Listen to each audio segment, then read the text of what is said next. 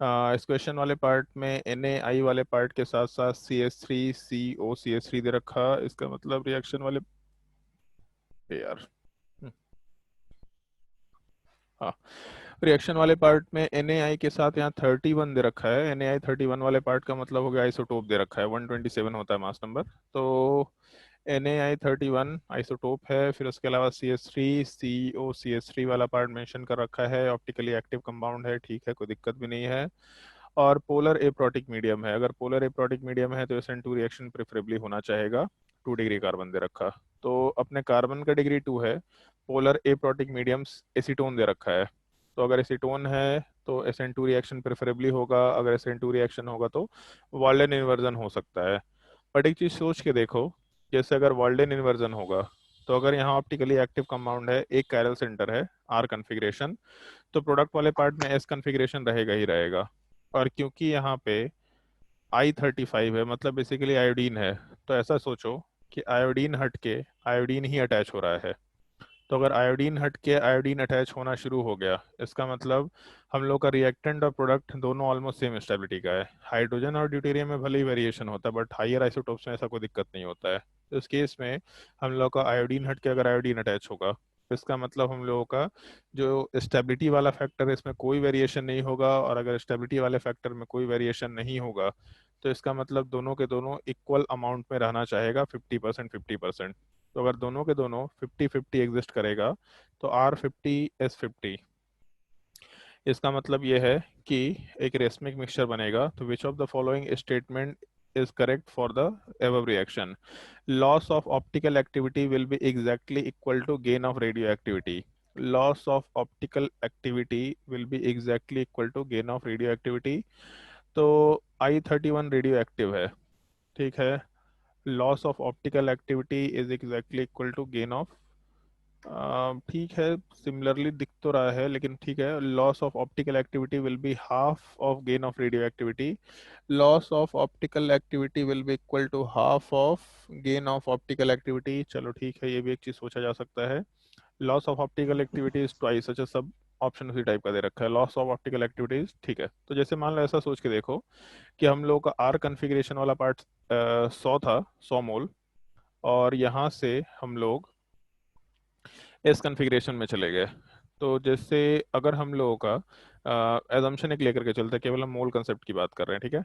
अगर 100 मोल में से 50 मोल खत्म हो गया तो इसका मतलब यहाँ पे 50 मोल बचेगा अपने पास। ऐसा हम लोग आराम से बोल सकते हैं। इसको हम साइड में लिख लेते हैं, 1 मिनट।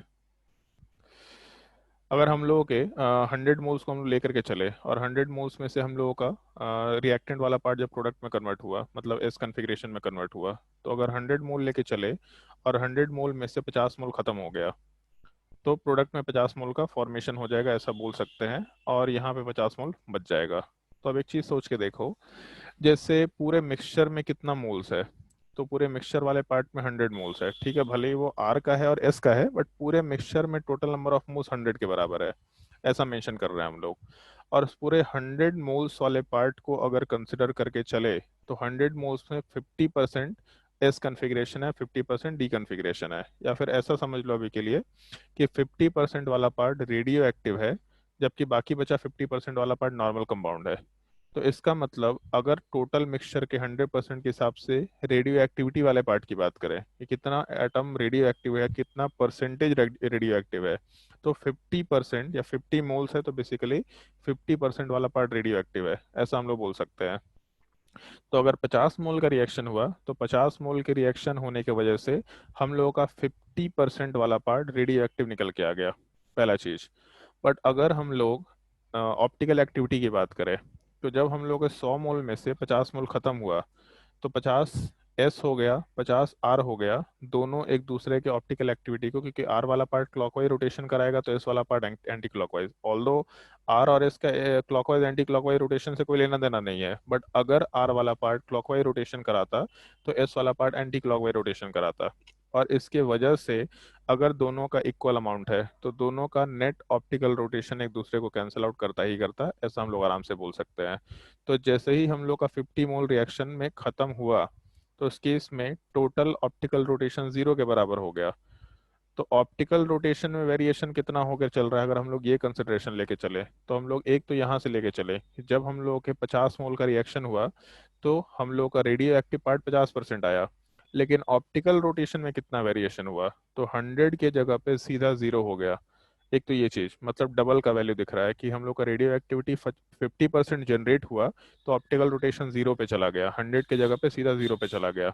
मान लो थोड़े छोटे वैल्यू की बात करते हैं, 25 मोल खत्म होता तब इस केस में क्या होता, तो अगर 25 मोल खत्म होता तो आर वाला पार्ट 75 बचता और एस वाला पार्ट 25 बन जाता। तो रेडियो एक्टिविटी वाले पार्ट का परसेंटेज कितना होता, तो टोटल नंबर ऑफ मोल जो रेडियो एक्टिव है 25 डिवाइडेड बाई टोटल, इसका मतलब 25% रेडियो एक्टिव है। लेकिन ऑप्टिकल एक्टिविटी की अगर बात करें तो 100 मोल मान लो 100 डिग्री का रोटेशन कराता, तो इसमें से अगर 25 मोल खत्म हुआ तो मतलब 25 डिग्री क्लॉकवाइज रोटेशन हुआ, फिर 25 डिग्री एंटी क्लॉकवाइज भी डेवलप हो गया। तो 25 डिग्री जो एंटी क्लॉकवाइज है उस 75 के 25 को कैंसिल आउट करेगा, मतलब यहाँ से नेट ऑप्टिकल रोटेशन जो निकल के आना चाहिए, एक मिनट, यहाँ वाले एक्सप्रेशन से जो नेट ऑप्टिकल रोटेशन या ऑप्टिकल एंगल वाला पार्ट जो निकल के आना चाहिए वो 50 डिग्री के बराबर का निकल के आना चाहिए, ऐसा हम लोग बोल सकते हैं। तो अगर हम लोग जैसे 1:1 रेशियो लेके चले कि 100 मोल 100 डिग्री का रोटेशन करा रहा है, 1 मोल 1 डिग्री का रोटेशन कराएगा, तो अगर हम लोग का आर कन्फिग्रेशन 100 मोल लेते तो 100 डिग्री क्लॉकवाइज रोटेशन मिलता हम लोग को, लेकिन उसमें से अगर 25 मोल खत्म हुआ तो 75 ही बच गया, मतलब 75 डिग्री क्लॉकवाइज रोटेशन मिलता अपने को। और क्योंकि 25 मोल खत्म होके एस में कन्वर्ट हुआ है तो एस वाले पार्ट का हम लोग को एंटी क्लॉकवाइज रोटेशन भी आराम से मिल जाता है, ऐसा हम लोग बोल सकते थे। तो एस के 25% एंटी क्लॉकवाइज रोटेशन होने की वजह से 75 डिग्री प्लस एंगल हुआ और वहां पे 25 डिग्री माइनस एंगल हुआ। तो यहाँ से भी कुछ पार्ट कैंसिल आउट होगा, ये दोनों के दोनों, और total 50 degree angle of rotation अपने को मालूम पड़ेगा, मतलब 50 डिग्री एंगल ऑफ रोटेशन मालूम पड़ेगा प्लस डायरेक्शन में। तो जब 100 मोल था तो 100 डिग्री एंगल ऑफ रोटेशन था, जब 25 खत्म हुआ तो कितना एंगल ऑफ रोटेशन डिक्रीज कर रहा है, तो 50 के बराबर एंगल ऑफ रोटेशन डिक्रीज कर रहा है, जबकि रेडियो एक्टिविटी का परसेंटेज कितना आ रहा है 25%। तो इससे पहले भी ऐसा ही कुछ एक्सप्रेशन आया था कि जब रेडियो एक्टिविटी वाला पार्ट 50% था तो एंगल ऑफ रोटेशन 100 से 0 हो गया था, मतलब 100% का वेरिएशन था या 100 डिग्री एंगल ऑफ रोटेशन का वेरिएशन था। जब 25% रेडियो एक्टिविटी वाला पार्ट आया तब उस केस में 50 डिग्री का वेरिएशन है, मतलब जितना रेडियो एक्टिविटी जनरेट होगा तो उसका जस्ट डबल हम लोग का एंगल ऑफ रोटेशन वाला पार्ट डिक्रीज करता चला जाएगा। तो इस पूरे एक्सप्रेशन वाले पार्ट में डबल का कुछ रिलेशन निकल के आ रहा है। कौन सा ऑप्शन है इसमें, अरे सी।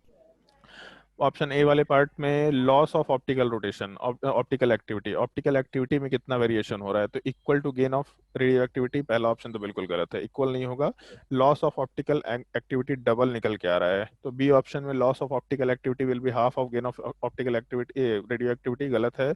Loss of optical activity is exactly twice as fast as gain of radioactivity. Radioactivity जितना गेन कर रहे हैं उसका जस्ट डबल हम लोग का ऑप्टिकल एक्टिविटी का लॉस हो रहा है। तो ये थर्ड ऑप्शन वाला पार्ट अपना आंसर होना चाहिए।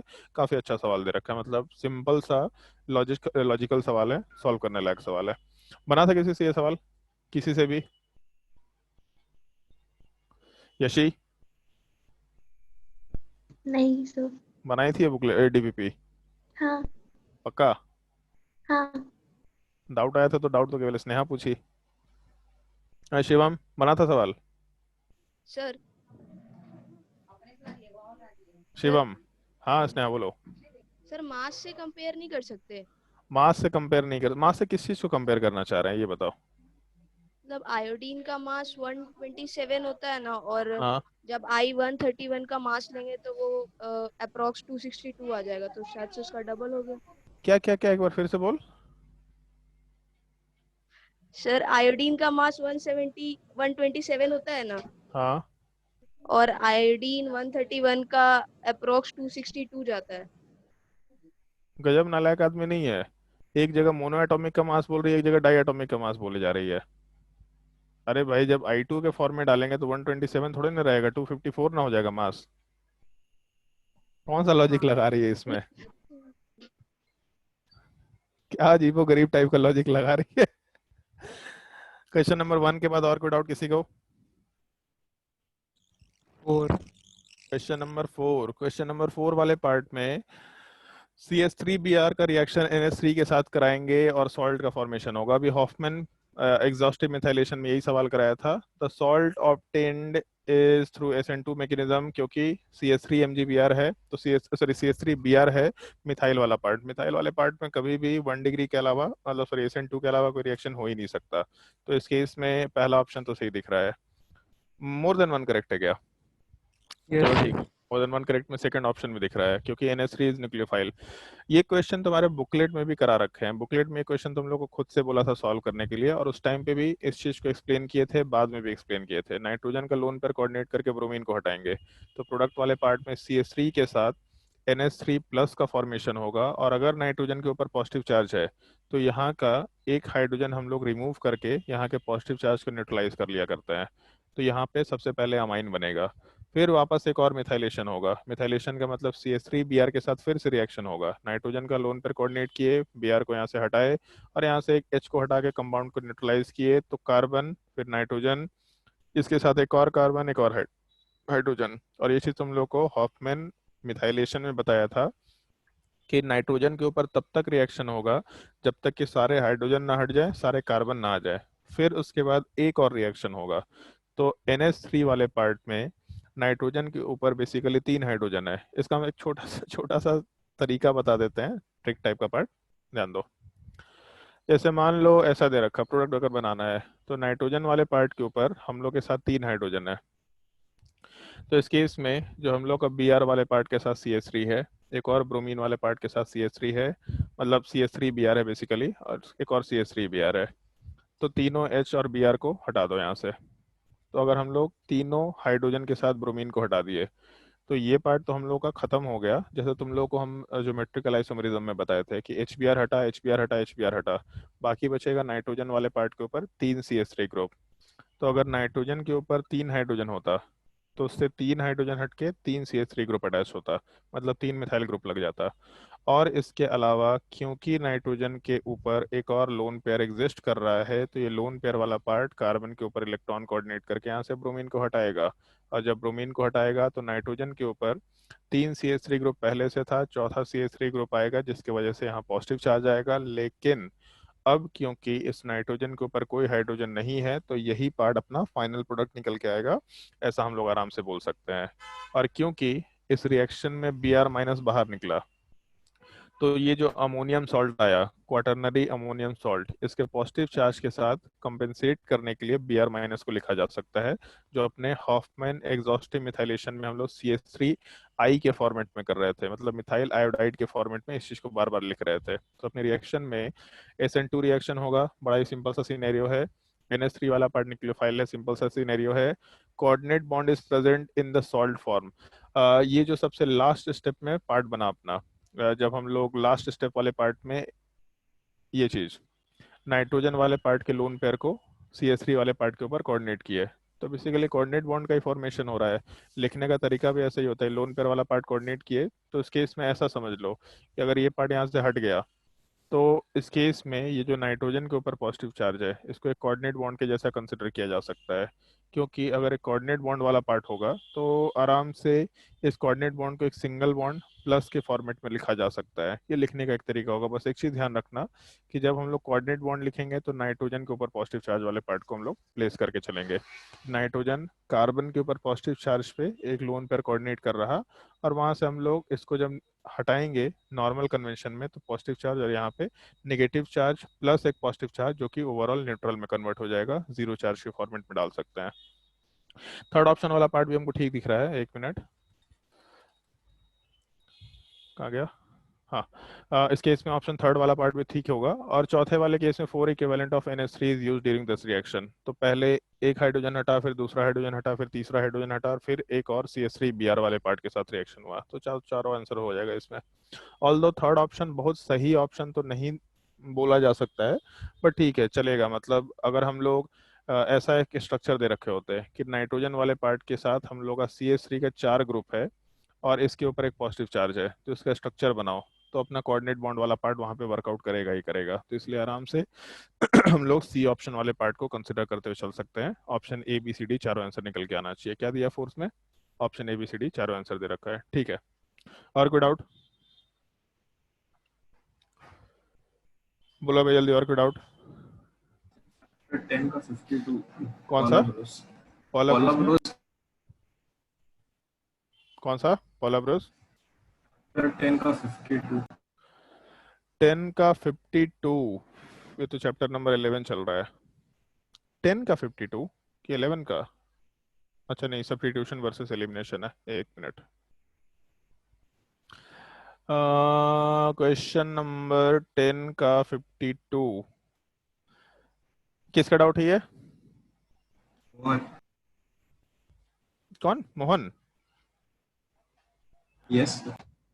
मोहन एक चीज बताओ, इस तरह का सवाल हम वैसे क्लास में करा रखे हैं तुम लोगों को। एक चीज बताओ, इन दोनों में ज्यादा स्टेबल कौन सा होगा, फर्स्ट पार्ट में और सेकंड पार्ट में? रिएक्टेंट कौन ज्यादा स्टेबल होगा? फर्स्ट। क्यों? आंसर। ट्रांस है, तुम्हारे शायद ग्रुप में भी डाले थे, 2-3 क्वेश्चन को हम रिप्लाई किए थे, तो उसमें ट्रांस है पहला वाला। तो अगर ट्रांस वाला पार्ट ज़्यादा स्टेबल है, तो ऐसा सवाल तुम्हारे एक नोट्स कॉपी में कराए थे SN1 की रिएक्टिविटी में। जैसे मान लो कि SN1 रिएक्शन में ब्रोमीन हटेगा, पॉजिटिव चार्ज बनेगा, यहाँ से ब्रोमीन हटेगा, पॉजिटिव चार्ज बनेगा, मतलब बेसिकली कार्बोकैटायन बनेगा। जब कार्बोकैटायन बना तो ये जो 6 मेंबर्ड रिंग है, कार्बोकैटायन बनेगा तो प्लानर स्ट्रक्चर बनेगा। बाकी पार्ट जैसा है, जो ये कार्बन चेन उसको R से लिख दिए, बाकी पार्ट जैसा है वैसा ही रहना है। ब्रोमीन ऊपर से हटे या नीचे से हटे, पूरा स्ट्रक्चर यहाँ पे प्लानर निकल के आएगा। तो इसका मतलब बेसिकली ये है कि कार्बोकैटायन दोनों में सेम निकल के आ रहा है, लेकिन रिएक्टेंट ए और बी वाले पार्ट में ए वाला पार्ट ज़्यादा स्टेबल है, मतलब लोअर एनर्जी पे होगा, बी वाला पार्ट लेस स्टेबल है, मतलब हायर एनर्जी पे होगा। तो यहाँ से जब हम लोग एनर्जी कोऑर्डिनेट डायग्राम मेंशन करेंगे, तो पहले वाले पार्ट में एनर्जी कोऑर्डिनेट डायग्राम और दूसरे वाले पार्ट में एनर्जी कोऑर्डिनेट डायग्राम कंपेयर करो। तो ए और बी में लोअर एनर्जी ऑफ एक्टिवेशन किसके लिए होगा? तो लोअर एनर्जी ऑफ एक्टिवेशन वाला पार्ट हम लोग आराम से ए वाले पार्ट के लिए कंसिडर कर सकते हैं। तो जो ज़्यादा स्टेबल होगा, सॉरी एक सेकेंड, थोड़ा गड़बड़ कर दिया। हैमंड्स पोस्टुलेट वाले पार्ट के हिसाब से, मतलब ट्रांजिशन स्टेट में हम लोग के कार्बोकैटायन का करेक्टर ज़्यादा होगा, तो जो एनर्जी ऑफ एक्टिवेशन का ग्राफ बनाएंगे ऑलमोस्ट इस टाइप का रहेगा, क्योंकि ट्रांजिशन स्टेट में कार्बोकैटायन के जैसा करेक्टर ज़्यादा होगा। तो ए और बी वाले पार्ट में जो ज़्यादा स्टेबल है वो लोअर एनर्जी पे होगा, तो जो एनर्जी ऑफ एक्टिवेशन वाला पार्ट है इसका गैप थोड़ा ज़्यादा निकल के आएगा। और अगर एनर्जी ऑफ एक्टिवेशन वाला पार्ट ज़्यादा रिक्वायर्ड है, तो इसका मतलब क्या निकल के आ रहा है? रेट ऑफ रिएक्शन वाला पार्ट आराम से कम होगा। और शायद हमको जहाँ तक ध्यान है कि हम ये सवाल सॉल्व करा चुके हैं तुम्हारे नोट्स कॉपी में, शायद हमको ध्यान है। अर्नव शायद आंसर भी दिया था इस चीज़ का। ऐसा कुछ सवाल कराए थे, इन दोनों में रिएक्टिविटी कंपेयर करो SN1 का। बताओ भाई, कोई ऐसा सवाल कराए थे, इन दोनों कंपाउंड में SN1 का रिएक्टिविटी कंपेयर करो? हाँ सर। यस सर, करवाए। तो ध्यान रखा करो, मतलब उस चीज़ को रिलेट किया जा सकता है। जैसे कार्बोकैटायन अगर सेम है बट रिएक्टेंट ज़्यादा स्टेबल है, तो ज़्यादा स्टेबल का मतलब क्या? Less reactive. सिंपल सा लॉजिकल पार्ट है, इतना भारी चीज़ भी नहीं देखना है कि ऐसा एनर्जी ऑफ एक्टिवेशन और दिस और दैट। दोनों रिएक्टेंट में जो रिएक्टेंट ज़्यादा स्टेबल है, क्योंकि कार्बोकैटायन सेम बन रहा है, तो उसके हिसाब से काम नहीं कर सकते। तो दोनों रिएक्टेंट वाले पार्ट में जो रिएक्टेंट ज़्यादा स्टेबल होगा, more reactive, sorry more stable, less reactive. Simple सी बात है। तो इसका मतलब 1 वाला पार्ट लेस रिएक्टिव होगा, 2 वाला पार्ट ज़्यादा रिएक्टिव होगा। और कोई डाउट? सवाल वैसे अच्छा है, मतलब ध्यान रखने लायक सवाल है। और कोई डाउट? बोलो भाई जल्दी, और कोई डाउट?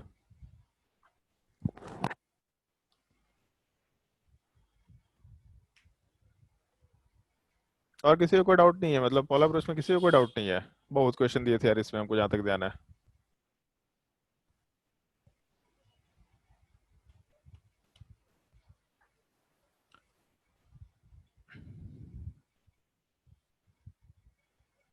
अनुज, कोई डाउट है? No sir. बना के आया होमवर्क यस सर। सारा? हाँ। सारा बना लिया, कोई डाउट नहीं है? चलो भाई, अच्छी बात है।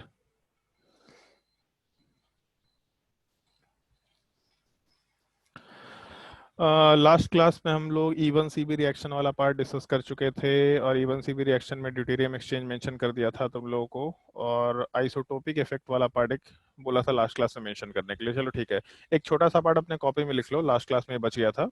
आइसोटोपिक इफेक्ट, और ज़्यादा प्रिसाइजली मेंशन करना kinetic isotopic effect, kinetic isotopic effect.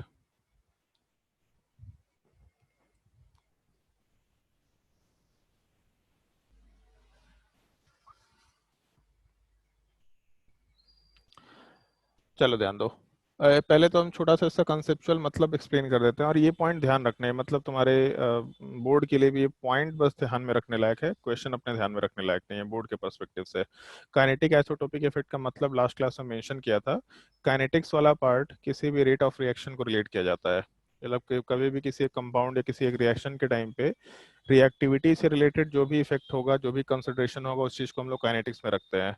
Stability से रिलेटेड जो भी कंसिडरेशन होगा, उस चीज़ को हम लोग थर्मोडायनेमिक्स में रखते हैं।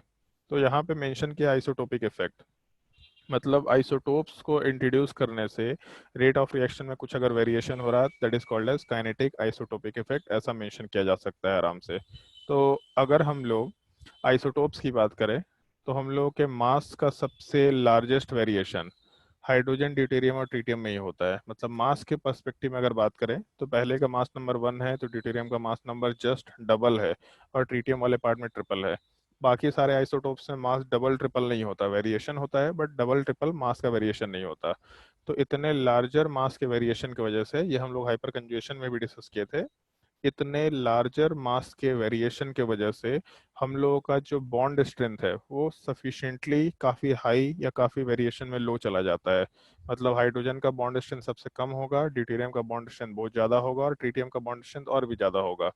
तो जब हम लोग हाइड्रोजन के जगह ड्यूटेरियम या ट्रीटियम को इंट्रोड्यूस करेंगे, तो उसके इंट्रोडक्शन से अगर हम लोग के रेट ऑफ रिएक्शन वाले पार्ट में फर्क पड़ रहा है, तो that is called as kinetic isotopic effect. In general एक सिंपल सा फैक्ट है, अगर काइनेटिक आइसोटोपिक इफेक्ट होता भी है, तो हाइड्रोजन में रेट सबसे ज़्यादा होगा, फिर ड्यूटेरियम में, फिर ट्रीटियम में। क्योंकि ऐसा होता क्यों है, इस चीज़ की बात करते हैं। बॉन्ड के स्ट्रेंथ के सब ऊपर सब कुछ डिपेंड कर रहा है। बॉन्ड का स्ट्रेंथ अगर ज़्यादा होगा, तो बॉन्ड धीरे ब्रेक होगा, धीरे का मतलब फिर रिएक्शन भी धीरे होगा। तो जहाँ कहीं भी बॉन्ड के ब्रेकिंग का पार्ट है, वहीं पे ये पार्ट इंट्रोडक्शन में आएगा। तो जब भी कभी कार्बन हाइड्रोजन का बॉन्ड ब्रेक हो रहा है रेट डिटरमाइनिंग स्टेप में, वहीं पे ये चीज आएगा। मतलब बार बार बॉन्ड को ब्रेक करना है। अगर बॉन्ड को ब्रेक करना है, तो जो बॉन्ड सबसे वीकेस्ट है वो सबसे जल्दी ब्रेक होगा, सबसे ज्यादा रेट ऑफ रिएक्शन होगा। तो एक चीज सीधा ध्यान रख सकते हैं कि हम लोग का रेट ऑफ रिएक्शन, चाहे हम लोग किसी भी टॉपिक में चले जाए, चाहे वो चीज़ हम लोग जैसे एक तो यहाँ पे हम लोग काइनेटिक आइसोटोपिक इफेक्ट डिस्कस करते हैं, उसके अलावा बेंजीन वाले पार्ट में काइनेटिक आइसोटोपिक इफेक्ट डिस्कस करते हैं, कहीं भी चले जाए हम लोग, बट हर एक केस में एक सिनेरियो बिल्कुल फिक्स्ड होगा, rate of reaction H greater than D greater than T, ये एकदम बिल्कुल फिक्स रहना है, इसमें कुछ सोचने की जरूरत नहीं है। क्यों होता है ऐसा, तो आराम से due to bond strength mention कर सकते हैं। बट पॉइंट ये ध्यान रखना है, जैसे अभी हम लोग इस चीज़ का डिस्कशन क्यों कर रहे हैं, किसकी ज़रूरत क्या है। तो पॉइंट ये है, जैसे लास्ट क्लास में मेंशन किया था कि अगर SN1 रिएक्शन है, तो SN1 रिएक्शन में लिविंग ग्रुप हटता है, कार्बोकेटायन बनता है, और इसके बाद न्यूक्लियोफाइल वाला पार्ट इसी पे अटैच हो जाता है। तो लिविंग ग्रुप हटा, कार्बोकेटायन वाले पार्ट का फॉर्मेशन हुआ, और इस पे न्यूक्लियोफाइल आ गया। कहीं भी हम लोग का हाइड्रोजन वाला पार्ट इन्वॉल्व ही नहीं हुआ रिएक्शन में। अगर हम लोग SN2 रिएक्शन की बात करते हैं, तो SN2 रिएक्शन वाले पार्ट में लिविंग ग्रुप वाला पार्ट हटा भी नहीं, सीधा न्यूक्लियोफाइल वाला पार्ट इलेक्ट्रॉन कोऑर्डिनेट किया, यहाँ से लिविंग ग्रुप को हटाया, और प्रोडक्ट वाले पार्ट में न्यूक्लियोफाइल अटैच हो गया। यहाँ भी हाइड्रोजन वाला पार्ट इन्वॉल्व नहीं है। तो अगर इन दोनों रिएक्शंस में रिएक्शन के रिएक्टिविटी के टाइम पे या रिएक्शन के स्टेप्स के टाइम पे हाइड्रोजन वाला पार्ट इन्वॉल्व ही नहीं है, तो हाइड्रोजन हो या ड्यूटेरियम हो या ट्रीटियम हो, इन सब में कोई फर्क नहीं पड़ेगा हम लोगों को। मतलब यहाँ पे आइसोटोप्स को चेंज करने से रिएक्टिविटी पे कोई फर्क नहीं पड़ेगा, तो इन दोनों रिएक्शन में कोई मतलब नहीं होता है। लेकिन अगर हम लोग एक काम करो, पहले ऊपर वाला पार्ट नोट कर लो, इस पार्ट को छोड़ देना, ये अपने काम करनी है। पहले ऊपर वाला पार्ट नोट कर लो, और एक छोटा सा थ्योरेटिकल पॉइंट नोट कर लेना।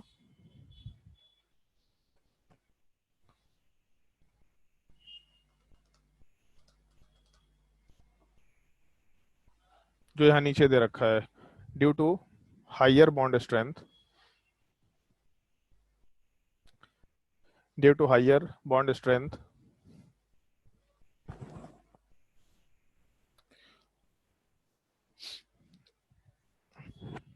the rate of reaction decreases. The rate of reaction decreases. Bond strength higher होने की वजह से रेट ऑफ रिएक्शन वाला पार्ट डिक्रीज कर जाता है। बस सिंपली ये कंसेप्ट है जो हम लोग को ध्यान रखना होता है। मतलब रेट ऑफ रिएक्शन हाइयर है, बॉन्ड स्ट्रेंथ वाला पार्ट डिक्रीज कर गया। इससे ज्यादा हम लोग को सोचने की जरूरत नहीं पड़ती यहाँ पे।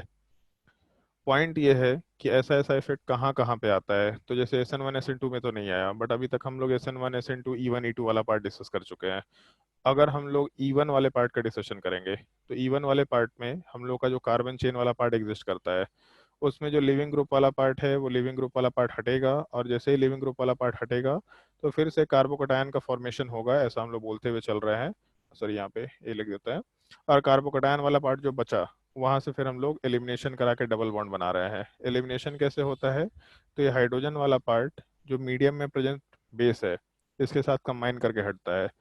तो यहाँ पे इस पार्टिकुलर रिएक्शन में हाइड्रोजन वाला पार्ट इन्वॉल्व है अपने रिएक्शन के टाइम पे। मतलब अगर हाइड्रोजन की जगह ड्यूटेरियम होता तो वो भी इन्वॉल्व होता रिएक्शन के टाइम पे। लेकिन हम लोगों का जो पहला स्टेप है, लिविंग ग्रुप हटा और हटने के बाद कार्बोकैटायन बनाया, ये रेट डिटरमाइनिंग स्टेप है। तो अगर हम लोगों के कार्बोकैटायन का फॉर्मेशन RDS का पार्ट है, तो इसका सिंपल सा मतलब ये होगा कि हम लोग के हाइड्रोजन को, अगर हम लोग RDS में इन्वॉल्व नहीं कर रहे हैं हाइड्रोजन के रिमूवल को, तो हाइड्रोजन हो या ड्यूटेरियम हो, रेट ऑफ रिएक्शन पे ओवरऑल कोई फर्क नहीं पड़ेगा, क्योंकि सारा फर्क रेट डिटरमाइनिंग स्टेप वाले पार्ट से पड़ता है। तो अगर E1 रिएक्शन भी है, हाइड्रोजन इन्वॉल्व भी है रिएक्शन के किसी स्टेप में, लेकिन जिस स्टेप में वो रिएक्शन पूरे ओवरऑल रिएक्शन के रेट डिटरमाइनिंग स्टेप का पार्ट ही नहीं है, इसका मतलब यहाँ पे भी काइनेटिक आइसोटोपिक इफेक्ट वाला पार्ट एग्जिस्ट नहीं करेगा। लेकिन सबसे लास्ट पार्ट E2 रिएक्शन, जब हम लोग E2 रिएक्शन की बात करते हैं तो उस केस में हम लोग का एक तो हाइड्रोजन इन जनरल हटता है और दूसरा लिविंग ग्रुप हटता है। स्ट्रॉन्ग बेस के प्रेजेंस में H वाला पार्ट हटा, बॉन्ड शिफ्ट हुआ और यहाँ से लिविंग ग्रुप हटा, मतलब कार्बन डबल बॉन्ड कार्बन का फॉर्मेशन हुआ। तो हम लोग के स्ट्रॉन्ग बेसिक मीडियम के प्रेजेंस में हाइड्रोजन वाला पार्ट अपने आप हट गया। तो अगर यहाँ हाइड्रोजन की जगह ड्यूटेरियम हुआ तो बॉन्ड स्ट्रेंथ ज़्यादा होने की वजह से थोड़ा धीरे हटेगा, और अगर ट्रीटियम हुआ तो बॉन्ड स्ट्रेंथ और ज़्यादा होने की वजह से और ज़्यादा धीरे हटेगा। तो अगर यहाँ पे अपने रेट डिटरमाइनिंग स्टेप में हाइड्रोजन के बॉन्ड का ब्रेकिंग इन्वॉल्व है, इसका मतलब आराम से E2 रिएक्शन के टाइम पे कार्बन हाइड्रोजन का बॉन्ड का ब्रेकिंग हो रहा है, वो थोड़ा धीरे होगा ड्यूटेरियम होने पे, तो रेट ऑफ रिएक्शन भी थोड़ा धीरे हो जाएगा। E2 रिएक्शन वाले पार्ट में काइनेटिक आइसोटोपिक इफेक्ट ऑब्जर्व किया जाएगा, और रिएक्टिविटी का कंसिडरेशन बिल्कुल सिमिलर टाइप का है जो ऊपर हम लोग लिखे थे। हमेशा rate of reaction H greater than D greater than T mention करते हुए काम कर सकते हैं। ये चीज थोड़ा ध्यान रखना, ये चारों रिएक्शन वाले पार्ट को नोट डाउन कर लो। चाहे तो सिंपली ऐसा लिख लो, SN1 में काइनेटिक आइसोटोपिक इफेक्ट नहीं है, ऐसा टेबल टाइप का बना लो कि अगर हम लोग रिएक्शन के नाम की बात कर रहे हैं और हम लोग ये देखना चाह रहे हैं कि काइनेटिक आइसोटोपिक इफेक्ट है या नहीं है, सिंपली उसको आइसोटोपिक इफेक्ट बोलो तो भी कोई दिक्कत नहीं है। शुरुआत में हम काइनेटिक वर्ड बार बार लगा रहे हैं ताकि तुमको रिएक्टिविटी से उसका रिलेशन ध्यान रहे। तो अगर SN1 रिएक्शन होगा तो ये इफेक्ट नहीं आएगा, अगर SN2 रिएक्शन होगा तो आइसोटोपिक इफेक्ट नहीं आएगा, अगर E1 रिएक्शन होगा तब भी आइसोटोपिक इफेक्ट नहीं आएगा, बट अगर E2 रिएक्शन हुआ तो आइसोटोपिक इफेक्ट वाला पार्ट आराम से ऑब्जर्व किया जा सकता है। नोट कर लो इस चीज को।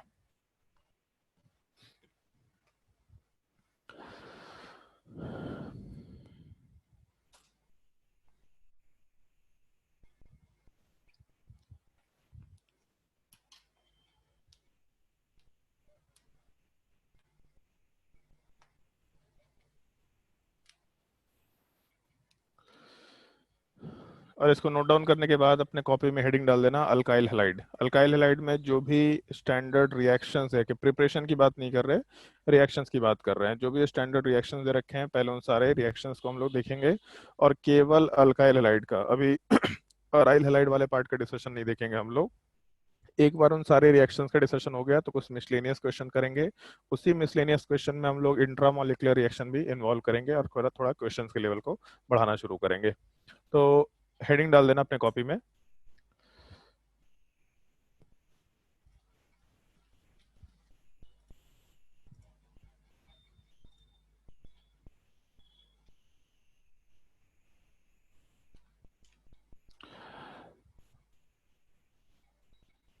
अल्काइल हैलाइड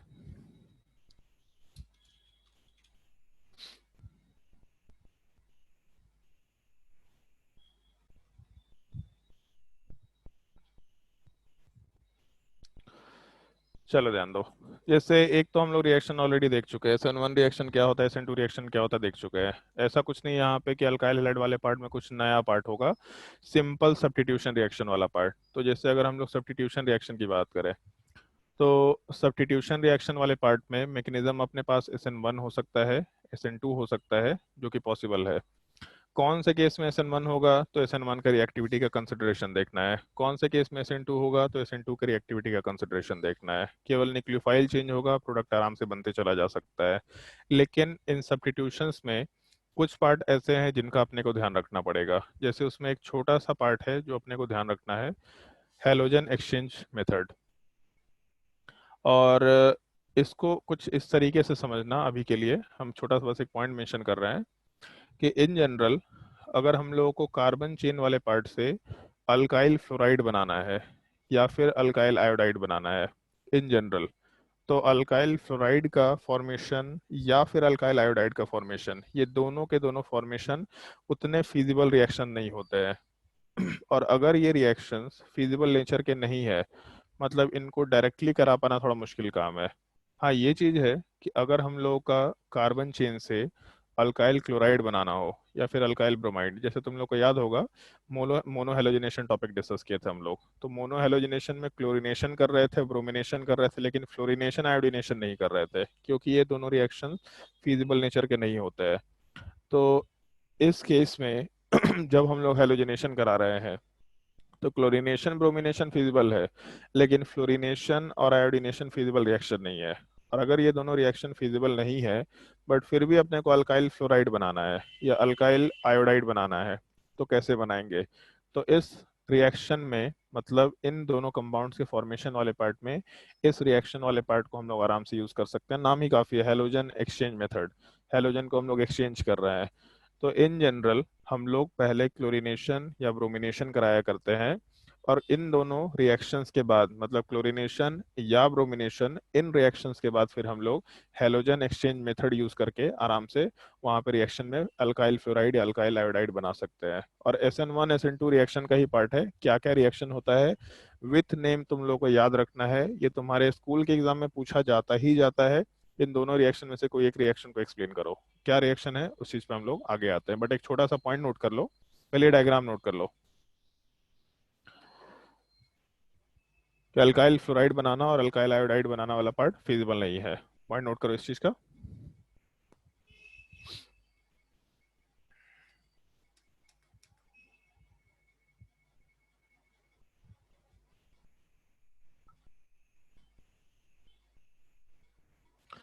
और पॉइंट नोट डाउन कर लेना इसके नीचे,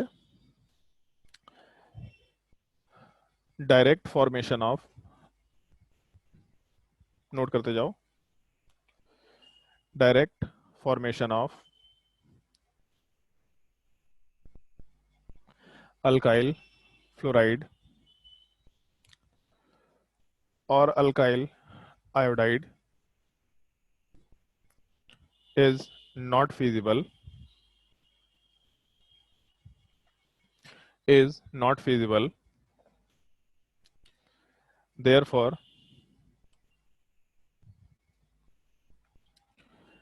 क्लोरीनेशन और ब्रोमिनेशन क्यों फिजिबल नहीं है, ये हम लोग अल्केन की रिएक्शंस में देखेंगे, फ्री रेडिकल मैकेनिज्म में। Chlorination bromination followed by halogen exchange reactions is carried out. Therefore, chlorination bromination followed by halogen exchange reaction is carried out.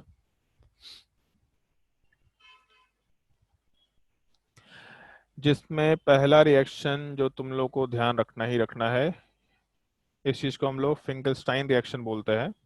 Note कर लो, फिंकलस्टाइन रिएक्शन। रिएक्शन का नाम ध्यान रखना है, रिएक्शन का रिएजेंट ध्यान रखना है, रिएक्शन का मैकेनिज्म भी ध्यान रखना है। अगर हम लोग रिएक्शन वाले पार्ट में अल्काइल क्लोराइड या alkyl fluoride, sorry alkyl bromide, इनका रिएक्शन सोडियम आयोडाइड के साथ कराएं इन द प्रेजेंस ऑफ एसीटोन। आज जो सवाल पूछा गया था सबसे पहला सवाल वो एग्जैक्टली यही सवाल था। भले ही वहाँ पे SN2 रिएक्शन दिख गया था अपने को, बट ये सवाल सिंपली ये था, क्लोरीन ब्रोमीन वाला पार्ट दे रखा, इसका रिएक्शन अगर हम लोग Na एसीटोन के साथ कराएंगे तो प्रोडक्ट वाले पार्ट में R के साथ I का फॉर्मेशन होगा और साथ ही साथ हम लोग का NaCl या फिर NaBr का फॉर्मेशन होगा। बट एक छोटा सा सवाल है, इस सवाल का जवाब देना, कोई भी आदमी जवाब दे सकता है। RCl और RI इन दोनों में बॉन्ड स्ट्रेंथ RCl का ज़्यादा है। अगर बॉन्ड स्ट्रेंथ ज़्यादा है इसका मतलब अल्काइल क्लोराइड ज़्यादा स्टेबल होगा। बट फिर भी इस रिएक्शन में जैसे रिएक्टेंट वाला पार्ट ज़्यादा स्टेबल है और RI लेस स्टेबल है, तो इसका मतलब लोअर एनर्जी से हायर एनर्जी की तरफ जा रहे हैं। तो इंडोथर्मिक रिएक्शन है, हीटिंग मस्ट बी रिक्वायर्ड ऐसा बोला जा सकता था, लेकिन हम लोग हीटिंग कर ही नहीं रहे हैं, यहाँ पे डायरेक्टली रिएक्शन करा रहे हैं। तो डायरेक्टली रिएक्शन क्यों फिजिबल हो रहा है? अभी तक SN2 रिएक्शन तब फिजिबल था जब रिएक्टेंट लेस स्टेबल था और प्रोडक्ट ज़्यादा स्टेबल था। बट इस केस में हम लोग का जो रिएक्टेंट वाला पार्ट है वो ज़्यादा स्टेबल है और प्रोडक्ट वाला पार्ट ये लेस स्टेबल दिख रहा है। तो कैसे रिएक्शन हो पा रहा है, इसके पीछे क्या रीज़न है? कोई बताना चाहेगा? कोई भी आदमी सोच के बताओ।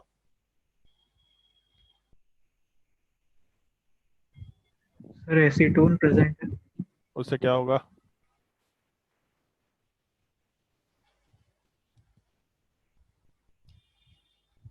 एसीटोन से क्या होगा?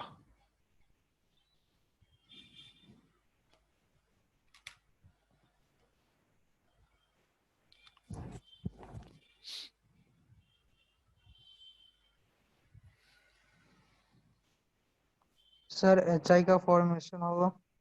HI का फॉर्मेशन होगा। HI के फॉर्मेशन से क्या होगा? सर HI वो का HI एक सेकंड HI कहाँ बन रहा है इधर का? HI कैसे बन जाएगा ये बता। यहाँ से Cl हटा, यहाँ आयोडीन लगा और नहीं यहाँ बनेगा Na नहीं के साथ बनेगा Cl लग नहीं गया। नहीं नहीं सर नहीं बस। सर प्रोडक्ट वाले पार्ट में सॉल्ट का फॉर्मेशन हो रहा है तो फिजिबल कर देगा। तो प्रोडक्ट वाले पार्ट में सॉल्ट का फॉर्मेशन पहले भी हुआ करता था। अगर ढंग से देखो, मान लो जैसे R के साथ Cl है और इसका रिएक्शन NaOH के साथ कराए, तो इस केस में R के साथ OH बना और साथ ही साथ NaCl बना। तो उस केस में रिएक्टेंट वाला पार्ट लेस स्टेबल था, प्रोडक्ट वाला पार्ट ज़्यादा स्टेबल था। और NaOH इधर भी सॉल्ट है इधर भी सॉल्ट है। NaOH को बेस मत समझो, बेस वाले मुंह में से ऊपर उठो थोड़ा।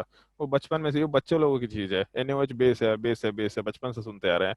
बेस नहीं है वो, सॉल्ट है। बेसिकली उसमें एक मेटल पार्ट है एक नॉन मेटल पार्ट है। मेटेलिक पार्ट कटायन है, नॉन मेटेलिक पार्ट अनायन है। तो ये अनायन अपना बेस भी है, न्यूक्लियोफाइल भी है, सब है। तो बेस मत बोलो उसको, सॉल्ट ही बोला करो तो ज़्यादा बेटर है। तो इधर भी सॉल्ट है उधर भी सॉल्ट है। दिक्कत क्या हो रहा है?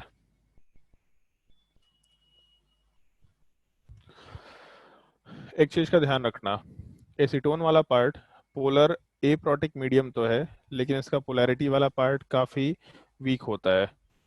तो अगर ये वीकली पोलर है, मतलब पोलैरिटी बहुत ज़्यादा नहीं है, तो ये हम लोग शायद पहले भी डिस्कशन कर चुके हैं, like dissolve like ionic compound polar solvent में ज़्यादा डिजॉल्व करेगा। तो अगर आयनिक कंपाउंड है तो पोलर सॉल्वेंट में ज़्यादा डिजॉल्व करेगा। बट अगर वीकली पोलर है तो उल्टा बोल सकते हैं, नॉन पोलर है तो उल्टा बोल सकते हैं, कोवेलेंट कंपाउंड या non ionic compound non polar substance में ज़्यादा डिजॉल्व करेगा। एसीटोन का पोलैरिटी वीक होने की वजह से ये कंपाउंड वाला पार्ट बहुत ज़्यादा डाइपोल मोमेंट नहीं रखता है। पोलैरिटी वीक होने की वजह से ये आयनिक कंपाउंड को ज़्यादा इजीली डिजॉल्व नहीं करा सकता। तो जैसे NaCl NaBr है, तो जैसे मान लो Na और NaCl में हम लोग कोवेलेंट कैरेक्टर कंपेयर करें, तो आयोडीन का साइज बड़ा होता है, मतलब डिस्टॉर्शन ज़्यादा कराएगा, और अगर डिस्टॉर्शन ज़्यादा कराएगा तो ज़्यादा कोवेलेंट कैरेक्टर डेवलप कराएगा। तो Na वाला पार्ट क्योंकि ज़्यादा कोवेलेंट कैरेक्टर डेवलप कर रखा है, इसका मतलब ये पार्ट ज़्यादा सॉल्युबल होगा as compare to NaCl in the presence of acetone. तो इसी सॉल्युबिलिटी की वजह से जो प्रोडक्ट वाला पार्ट है NaCl और NaBr, क्योंकि इनका आयनिक कैरेक्टर हाई है, तो ये दोनों सॉल्युबल नहीं होते हैं, एक सॉलिड के फॉर्म में प्रिसिपिटेट कर जाते हैं। और जैसे ये पार्ट प्रिसिपिटेट किया तो बेसिकली रिएक्टेंट के साइड में ये जो Na है, ये Na वाला पार्ट सॉल्युबल होता है। अब अगर Na सॉल्युबल नेचर का है तो बेसिकली आयंस का फॉर्मेशन हो रहा है, सॉलिड नहीं हो रहा। तो रिएक्टेंट के साइड में एक तो अल्काइल क्लोराइड है, उसके अलावा आयंस एग्जिस्ट कर रहा है, जबकि प्रोडक्ट के साइड में अल्काइल आयोडाइड तो है बट एक सॉलिड पार्ट का फॉर्मेशन हो रहा है।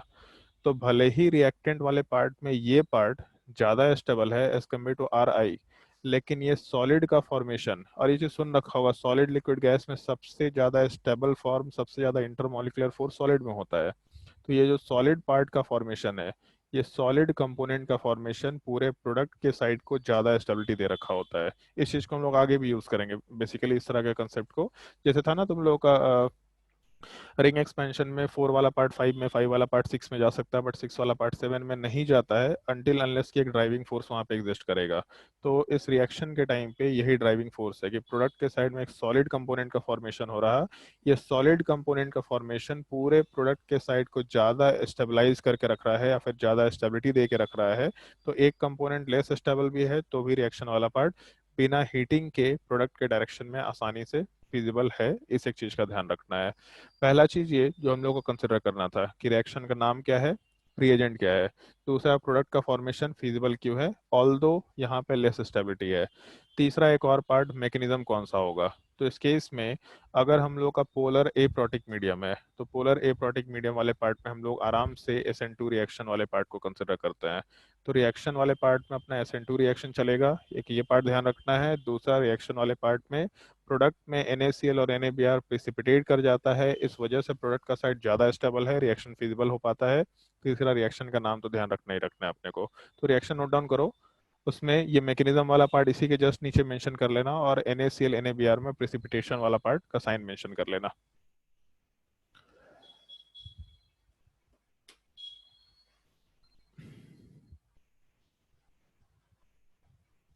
और रिएक्शन का नाम ध्यान रखना। वैसे तुम लोग को रिएक्शन का नाम हम ध्यान रखवाएंगे, अभी तो जस्ट शुरू हुआ है ये सब चीज।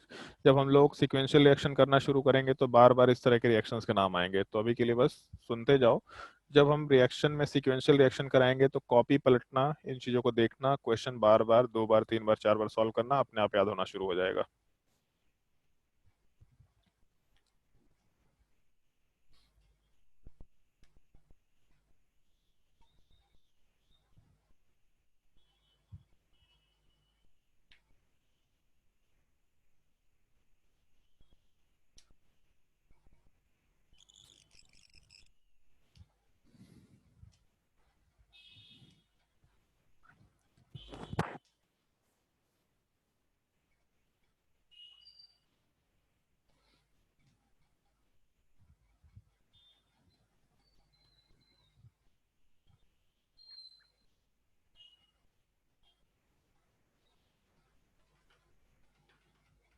सेकेंड वाले रिएक्शन पे ध्यान दो।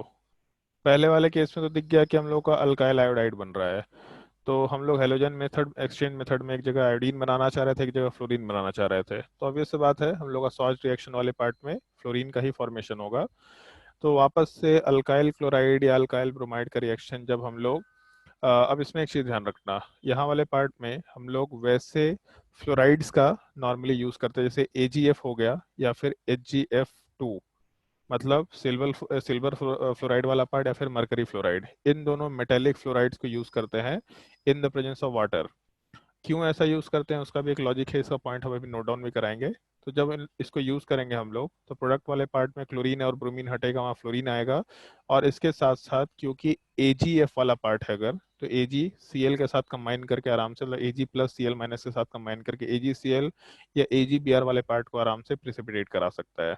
तो यहाँ पे भी प्रिसिपिटेशन का फॉर्मेशन हो रहा है। और बेसिकली लॉजिक क्या है यहाँ पे प्रिसिपिटेशन का, जैसे इस चीज का ध्यान रखना, हम लोग चाहते तो और भी कोई मेटल फ्लोराइड ले सकते थे, लेकिन और मेटल फ्लोराइड नहीं ले रहे क्योंकि AgF और HgF2 मेटल फ्लोराइड्स ऐसे हैं जो सॉल्युबल नेचर के हैं, लेकिन इन दोनों मेटल्स के क्लोरीन और ब्रोमीन इनसॉल्युबल नेचर का होता है। तो उससे होता क्या है, जैसे मान लो शुरुआत में रिएक्शन शुरू हुआ तो Cl और Br तो था, बट शुरुआत में जब AgF वाला पार्ट डिसॉल्व हुआ F माइनस बना, F माइनस रिएक्शन किया, रिएक्शन करने के बाद RF बनाया और साथ ही साथ रिएक्शन मीडियम में Cl माइनस या Br माइनस आया। यहाँ तक कोई दिक्कत नहीं है। बट अगर मान लो कि रिएक्शन होता गया होता गया होता गया तो उसके बाद Cl माइनस और Br माइनस का कंसंट्रेशन बढ़ता चला जाएगा, और इसका बढ़ा हुआ कंसंट्रेशन F माइनस को रिएक्शन नहीं करने देगा। क्योंकि Cl माइनस और Br माइनस, अगर मान लो हम लोग न्यूक्लियोफिलिसिटी के हिसाब से बात करें, F माइनस और Cl माइनस में न्यूक्लियोफिलिक कैरेक्टर कंपेयर करना है, तो वाटर वाला पार्ट पोलर प्रोटिक मीडियम है, और पोलर प्रोटिक मीडियम वाले पार्ट में हम लोग का larger bases are better nucleophile होता है, क्योंकि उसका सॉल्वेशन कम होता है। तो Cl माइनस या Br माइनस ज़्यादा अच्छा न्यूक्लियोफाइल है। तो अगर टाइम के साथ इसका कंसंट्रेशन बढ़ेगा, तो ये क्योंकि अच्छा न्यूक्लियोफाइल है तो इसलिए आराम से खुद ही रिएक्शन करके रखना चाहेगा, फ्लोरीन को रिएक्शन नहीं करने देगा। तो हम लोगों को पहला चीज़ तो ये कि ऐसा रिएजेंट डालना है जिससे फ्लोरीन माइनस मिल जाए, और दूसरा ये चीज़ कि हम लोग को रिएक्शन में जो Cl माइनस Br माइनस मिल रहा है उसको हटाना भी है। तो सिल्वर वाला पार्ट या मरकरी वाला पार्ट ये दोनों काम कर रहा है। सिल्वर फ्लोराइड वाटर में सॉल्युबल होने की वजह से F माइनस दे रहा, और AgCl AgBr इनसॉल्युबल होने की वजह से उसको प्रिसिपिटेट भी करा करके सेपरेट कर दे रहा है। ये दोनों काम हम लोग का एक ही बार में होता चला जा रहा है, ऐसा मेंशन करते हुए काम कर सकते हैं। तो इसलिए हम लोग यहाँ पे मेटालिक फ्लोराइड्स में सिल्वर का फ्लोराइड यूज करेंगे या फिर मरकरी का फ्लोराइड यूज करेंगे। अगर यहाँ मरकरी होगा तो आराम से HgCl2 बनेगा, और साथ ही साथ यहाँ पे HgBr2 का भी फॉर्मेशन करा सकते हैं। नोट कर लो रिएक्शन। एक तो ये पार्ट कि रिएजेंट कौन सा यूज किया रिएक्शन में, दूसरा प्रोडक्ट में प्रिसिपिटेशन हुआ, और तीसरा एक ये पार्ट ध्यान रखना H2O। मीडियम वाला पार्ट पोलर प्रोटिक मीडियम है। अगर पोलर प्रोटिक मीडियम है तो प्रेफरेबली हम लोग SN1 रिएक्शन कराएंगे, बट ऐसा कोई रूल नहीं कि SN1 ही होना है। अगर 1 डिग्री कार्बन है तो SN2 होगा, और ऊपर वाले में भी 3 डिग्री कार्बन है तो SN1 हो सकता है, लेकिन प्रेफरेबली हम लोग SN1 रिएक्शन कराएंगे। अगर 2 डिग्री और 3 डिग्री कार्बोकेटायन बनने के चांसेस है तो आराम से SN1 रिएक्शन होना है, ऐसा बोल सकते हैं। तो ऊपर वाले केस में SN2 रिएक्शन, नीचे वाले केस में SN1 रिएक्शन। रिएजेंट ध्यान रखना, रिएक्शंस को ध्यान रखना, नोट कर लो।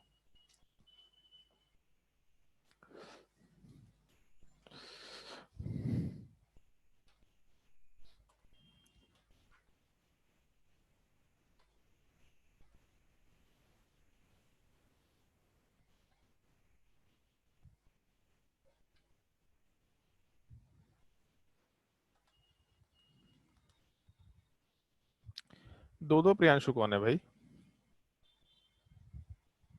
प्रियांशु सिंह, अरे प्रियांशु कौन है? सर मेरा तो एक और प्रियांशु कौन है ये?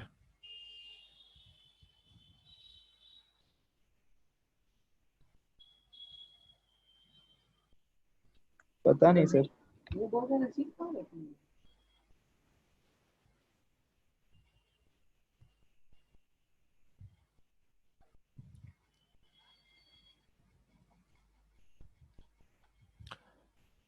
चलो ध्यान दो। एक तो ये हेलोजन एक्सचेंज मेथड वाला पार्ट अपने को ध्यान रखना था। इसके अलावा एक छोटा सा पॉइंट और होता है जहाँ पे हम लोग एक टर्म यूज किया करते हैं, एम्बीडेंटेट न्यूक्लियोफाइल, और ये रिएक्शन केवल यहीं पे आता है। चलो तो इसको हम तीसरे रिएक्शन के फॉर्मेट में डाल देते हैं। हेलोजन एक्सचेंज मेथड अपना दूसरा रिएक्शन था सब्स्टिट्यूशन के अलावा, ऑल्दो ये सब्स्टिट्यूशन का ही पार्ट है, बट फिर भी इसका मतलब क्या होता है इस चीज को एक्सप्लेन कर रहे हैं, क्योंकि ये कोऑर्डिनेशन कंपाउंड में भी निकल के आएगा यही पार्ट, एम्बीडेंटेट न्यूक्लियोफाइल। जैसे मान लो Cn माइनस है, तो Cn माइनस वाले पार्ट में हम लोग के पास कार्बन के ऊपर नेगेटिव चार्ज है, मतलब कार्बन वाला पार्ट न्यूक्लियोफाइल के जैसा बिहेव कर सकता है। बट अगर ढंग से सोचो तो नाइट्रोजन के ऊपर लोन पेयर भी है। अगर नाइट्रोजन के ऊपर लोन पेयर है तो ये भी न्यूक्लियोफाइल हो सकता है। तो एम्बीडेंटेट, एम्बी का मतलब दो होता है, ठीक है, और दो डिफरेंट के टर्म में हम लोग एम्बी वर्ड यूज किया करते हैं। डेंटेट वर्ड एक्चुअल में कोऑर्डिनेशन कंपाउंड का पार्ट है, बट ठीक है चलेगा, यहाँ पे कोई दिक्कत नहीं है। अगर एक लिगेंड सॉरी एक न्यूक्लियोफाइल के अंदर दो डिफरेंट डोनर एटम्स हुए या दो डिफरेंट डोनर सेट, और डिफरेंट का मतलब रेजोनेंस नहीं होना चाहिए, जैसे इस तरह का स्ट्रक्चर नहीं कि कार्बन के साथ डबल बॉन्ड ऑक्सीजन और यहाँ पे O माइनस। यहाँ पे ऐसा ही बोल सकता है कि सर ऑक्सीजन के ऊपर लोन पेयर है तो ये भी न्यूक्लियोफाइल बन सकता है, ऑक्सीजन के ऊपर नेगेटिव चार्ज है ये भी न्यूक्लियोफाइल बन सकता है। तो ये दोनों न्यूक्लियोफाइल तो बन सकते हैं, लेकिन ऑक्सीजन का नेगेटिव चार्ज रेजोनेंस में है। अगर रेजोनेंस में है तो नीचे नेगेटिव चार्ज है कि ऊपर नेगेटिव चार्ज है कुछ नहीं मालूम, दोनों पार्ट आपस में इंटर कन्वर्टेबल है। तो दो अलग अलग ऑक्सीजन दिख तो रहे हैं, लेकिन ये दोनों ऑक्सीजन आपस में रेजोनेंस की वजह से इंटर कन्वर्टेबल है। तो इस चीज को हम लोग एम्बीडेंटेट न्यूक्लियोफाइल नहीं बोलेंगे, दो डिफरेंट डोनर एटम्स होने चाहिए, तब जाके हम लोग एम्बीडेंटेट न्यूक्लियोफाइल वर्ड यूज कर सकते हैं। तो इस केस में जब एक ही कंपाउंड के अंदर दो डिफरेंट डोनर एटम्स होंगे तो वहां पे एम्बीडेंटेट वर्ड लगा सकते हैं, और न्यूक्लियोफाइल अगर है तो एम्बीडेंटेट न्यूक्लियोफाइल वर्ड आराम से मेंशन कर सकते हैं। तो एक पॉइंट नोट कर लेना, these nucleophiles have two different donor sites. Has two different donor sites.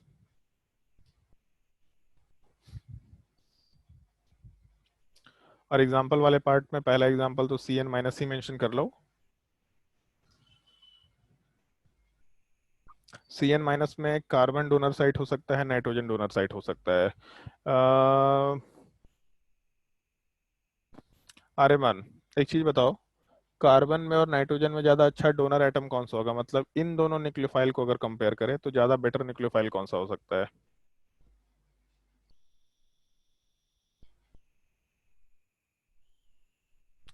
Sir nitrogen. क्यों?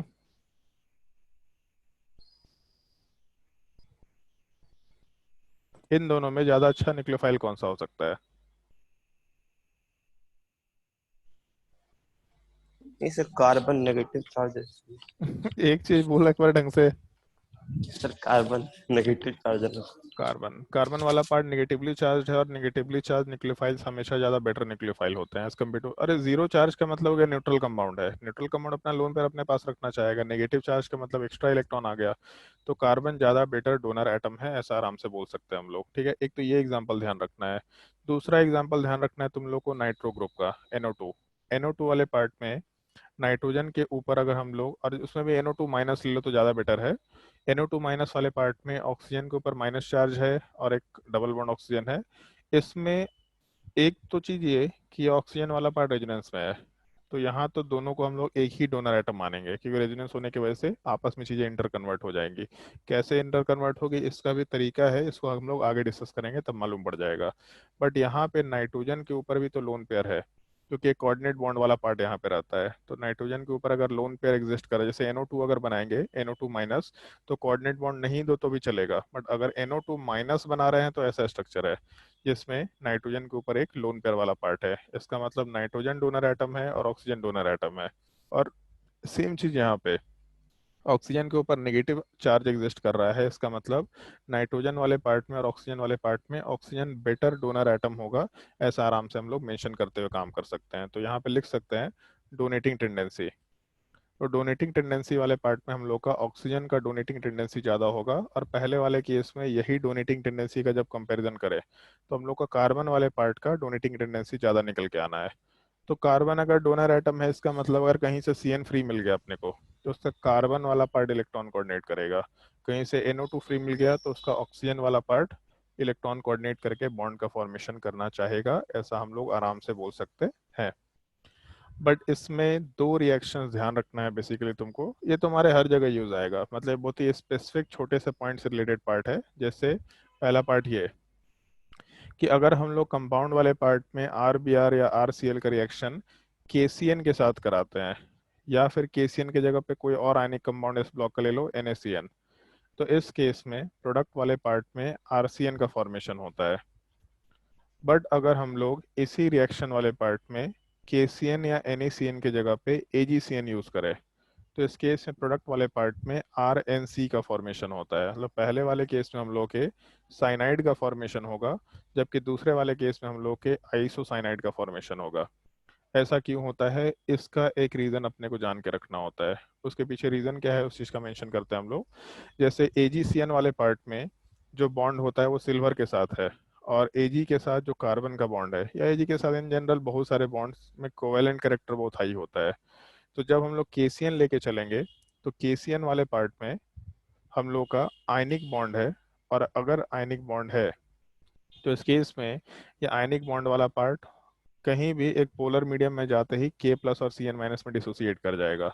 और अगर CN माइनस में डिसोसिएट कर गया तो इसका मतलब कार्बन वाला पार्ट अपना डोनर एटम बनेगा, ऐसा बोल सकते हैं। बट अगर यही KCN के जगह अपने पास AgCN हो, तो AgCN वाले पार्ट का डिसोसिएशन नहीं होगा, क्योंकि इसमें कार्बन और सिल्वर के बीच में कोवेलेंट कैरेक्टर वाला पार्ट बहुत हाई है। और अगर कोवेलेंट कैरेक्टर वाला पार्ट बहुत हाई है तो इस केस में AgCN का बॉन्ड आयनिक बॉन्ड के जैसा डिसोसिएट नहीं करेगा, और अगर डिसोसिएट नहीं किया तो नाइट्रोजन के ऊपर लोन पेयर है। इसका मतलब इस सिनेरियो में हम लोग का कार्बन के ऊपर माइनस चार्ज ही नहीं आया। जब तक माइनस चार्ज नहीं आया तब तक न्यूक्लियोफाइल ही नहीं बन पा रहा है। पहले न्यूक्लियोफाइल बनेगा तब तो उसके बाद रिएक्शन की बात करेंगे हम लोग। तो नाइट्रोजन के ऊपर अगर लोन पेयर एग्जिस्ट कर रहा है तब इस केस में नाइट्रोजन के लोन पेयर को हम लोग डोनर एटम के जैसा कंसिडर करते हुए आराम से प्रोडक्ट का फॉर्मेशन करा सकते हैं। तो इस सिनेरियो में अगर कार्बन के ऊपर माइनस चार्ज डेवलप नहीं हुआ, मतलब डोनर एटम ही एक बच जाएगा, यहाँ वाले पार्ट में नाइट्रोजन वाला पार्ट अपना डोनर एटम निकल के आ जाएगा। और अगर नाइट्रोजन डोनर एटम आ गया तो नाइट्रोजन वाला पार्ट बॉन्ड बनाएगा। तो ये सिनेरियो अपने को ध्यान रखना है। KCN या NaCN आयनिक कंपाउंड है, आराम से डिसोसिएट करके CN माइनस देगा जहाँ पे कार्बन डोनर एटम है। बट AgCN में कोवेलेंट कैरेक्टर हाई होने की वजह से ये बॉन्ड डिसोसिएट नहीं करता है इनिशियली, जिसके वजह से नाइट्रोजन वाला पार्ट डोनर एटम होगा। अगर नाइट्रोजन डोनर एटम हुआ तो आइसोसाइनाइड बनेगा, अगर कार्बन डोनर एटम होगा तब उस केस में आराम से साइनाइड वाला पार्ट अपना प्रोडक्ट निकल के आ सकता है। तो यहाँ से रिएक्शन नोट कर लो RBr RCl वाले पार्ट का। ऊपर का एग्जाम्पल तो नोट कर लिया था ना, अगर नहीं नोट किया होगा तो बता देना। अगर नोट कर लिया तो रिएक्शन वाले पार्ट को नोट कर लो। और ये रिएक्शन को विथ रीजन ध्यान रखना है। ये थियोरेटिकली भी पूछा जाएगा तुम्हारे स्कूल के एग्जाम में, मेंस में नॉर्मली पूछा जा सकता है एक थियोरेटिकल पॉइंट के फॉर्म में, एडवांस में पूछा जा सकता है आराम से ये चीज। ऑल्दो एडवांस में ये चीज बहुत सालों से नहीं पूछा गया है, तो कभी भी पूछा जा सकता है। बड़ा ही सिंपल सा सिनेरियो है ये।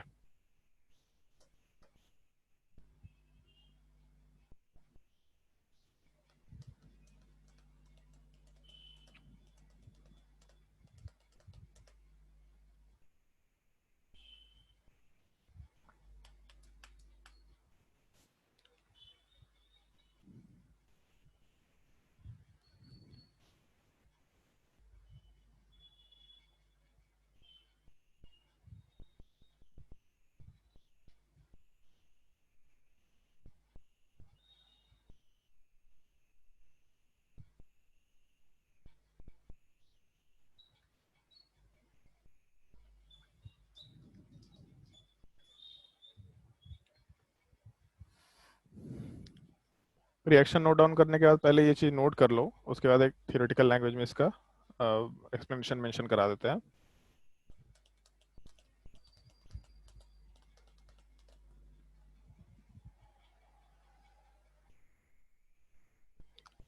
सर एक बार ऊपर स्क्रॉल करिए।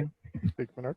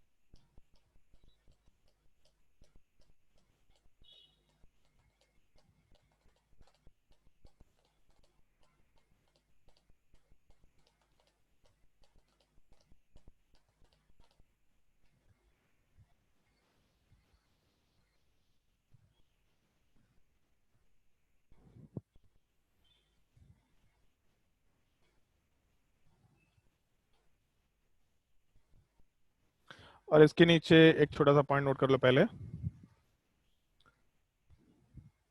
AgCN has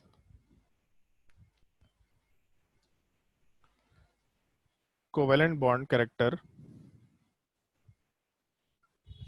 between Ag and carbon. Covalent bond character between Ag and carbon, therefore does not dissociate to give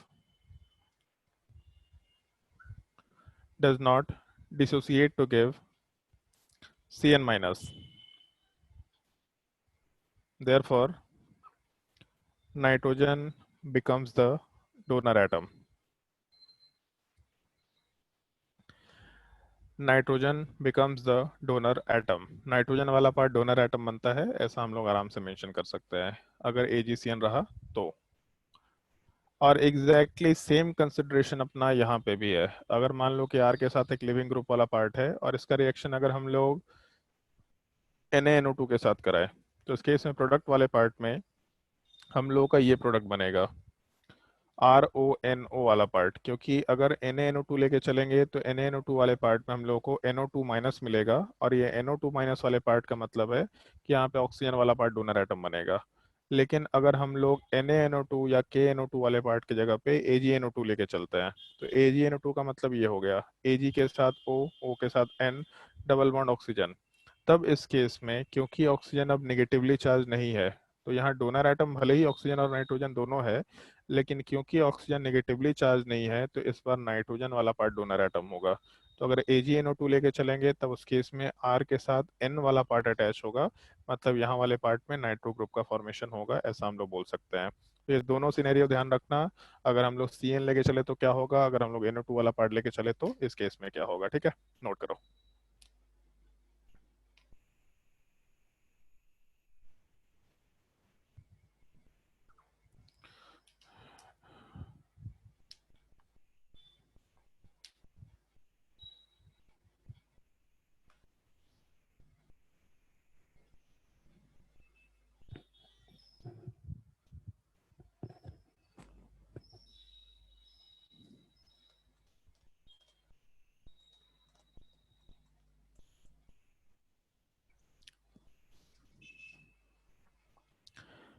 तीसरा रिएक्शन तो हम लोग डिस्कस कर ही चुके थे, जो तुम लोग को ध्यान होगा, डीहाइड्रोहेलोजिनेशन वाला पार्ट. रिएक्शन नंबर कौन सा हो जाएगा, कहाँ गया भाई, रिएक्शन नंबर थर्ड. हाँ ठीक है. थर्ड रिएक्शन के बाद हम लोग फोर्थ रिएक्शन वाले पार्ट में, जैसे एलिमिनेशन रिएक्शन की जब बात करते हैं, तो एलिमिनेशन रिएक्शन वाले पार्ट में हम लोग के पास दो ऑप्शन था, एक E1 एलिमिनेशन और दूसरा E2 एलिमिनेशन. तो ये दोनों रिएक्शन तो खैर सिंपल से हैं, बट E1 रिएक्शन लो या E2 रिएक्शन लो, इसमें हम लोग एलिमिनेशन में अगर अल्काइल हैलाइड लेके चल रहे हैं, तो उसमें हो सकता है कि हम लोग का केवल एक हैलोजन हो. अगर एक हैलोजन होगा तब उस केस में डीहाइड्रोहेलोजिनेशन कराना होगा.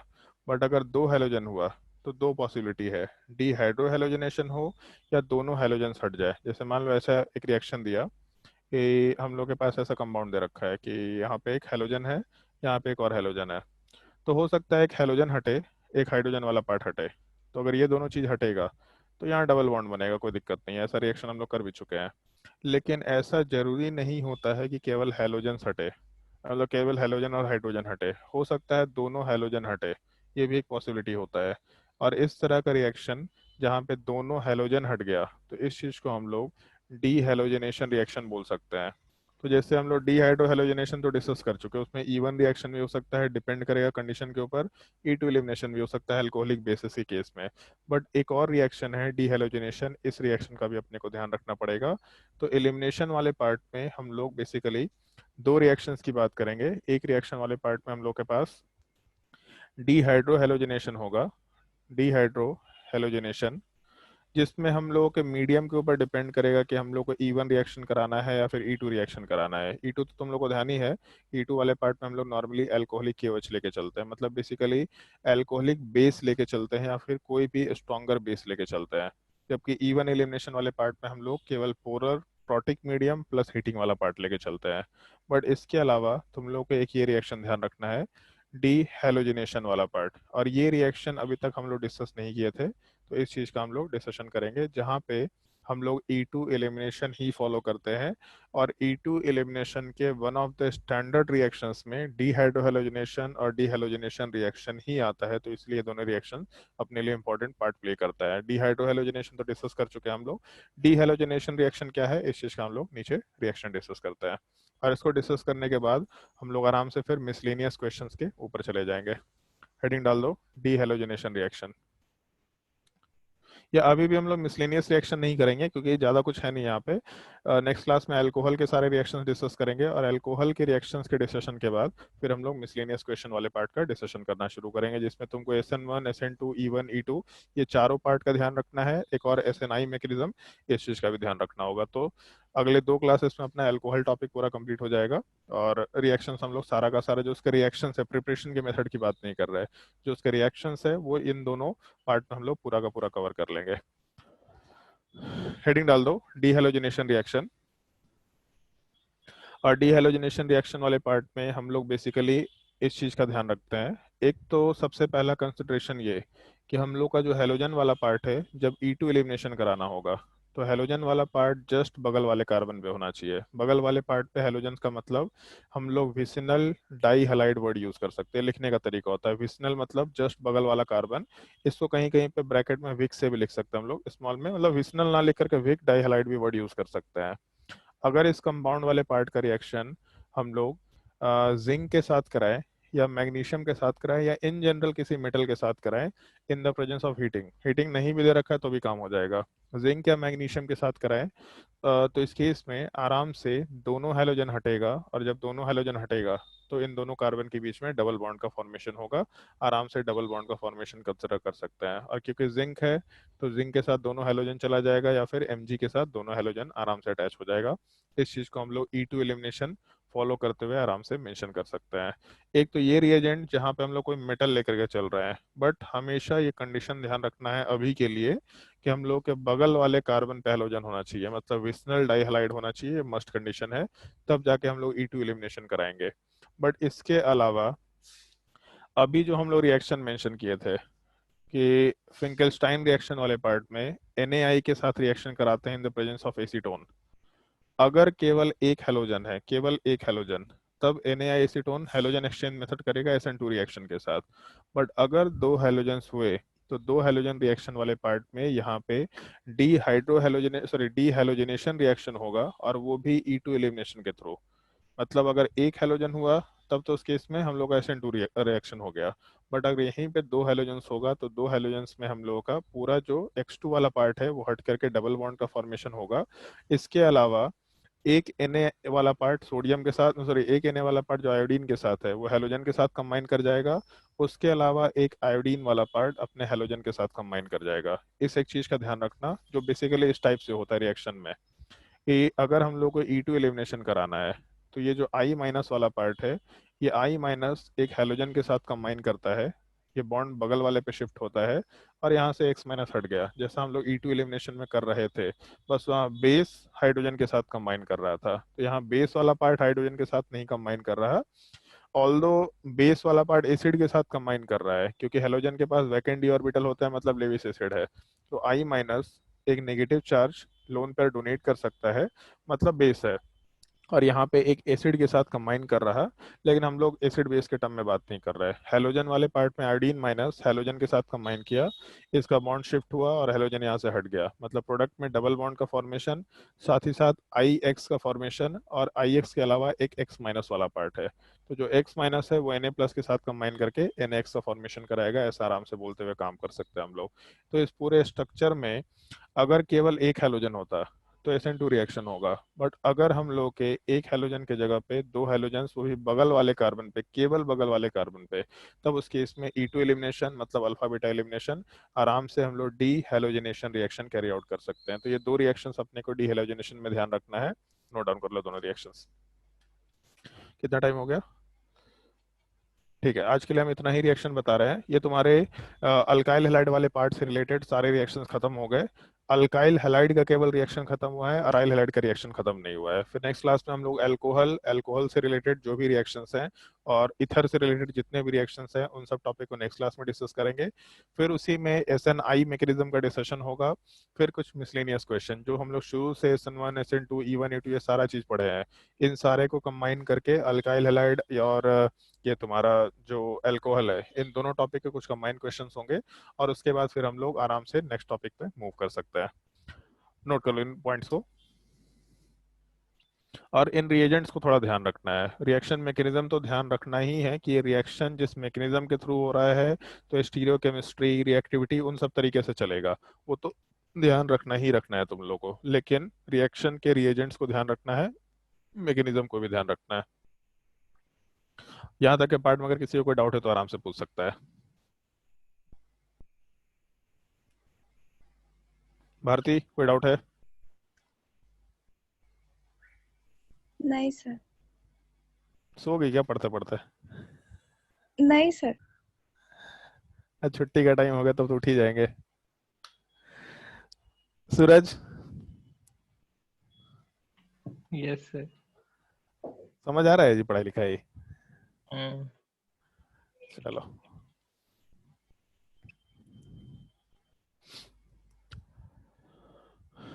तो नोट करो इसको। कुछ क्वेश्चंस हम होमवर्क दे रहे हैं इन्हीं रिएक्शन से रिलेटेड, उन क्वेश्चंस को ट्राई करके देखना, और उसके बाद फिर बाकी हम लोग जब कंबाइंड क्वेश्चन कराएंगे तो कुछ उसमें डिफिकल्ट लेवल के क्वेश्चन, इंट्रामोलिकुलर रिएक्शन, स्टीरियोकेमिस्ट्री के काफी डिफिकल्ट डिफिकल्ट क्वेश्चन, उन सब क्वेश्चंस का डिस्कशन करना शुरू करेंगे। तो तुम्हारे बुकलेट से पहले हम होमवर्क दे रहे हैं,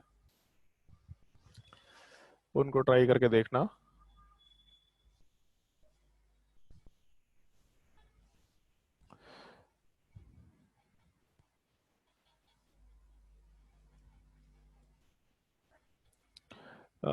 बुकलेट वाले पार्ट में ऑल्दो बहुत सारे क्वेश्चंस हम लोग देख ही चुके हैं होमवर्क में। E2 एलिमिनेशन वाले पार्ट में इवन से भी होमवर्क दिए थे क्या बुकलेट में, कि नहीं दिया अभी तक?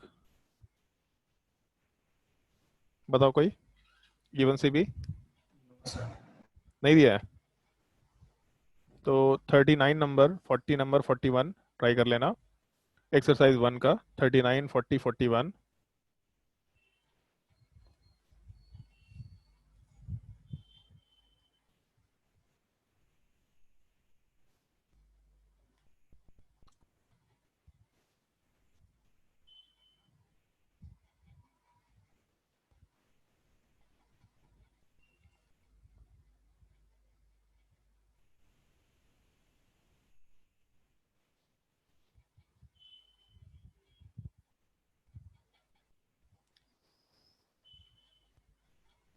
यही सब चीज़ हम लोग नेक्स्ट क्लास में डिस्कस करेंगे। नेक्स्ट क्लास में तो नहीं, सबसे लास्ट में इंट्रामोलिकुलर रिएक्शन, रिंग का फॉर्मेशन कैसे होता है, इन सब चीज़ों का डिस्कशन होगा।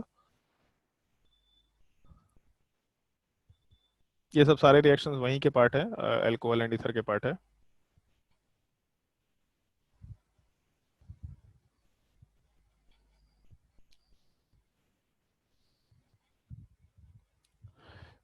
एक्सरसाइज 2 में क्वेश्चन नंबर 66, 67, 68, 69।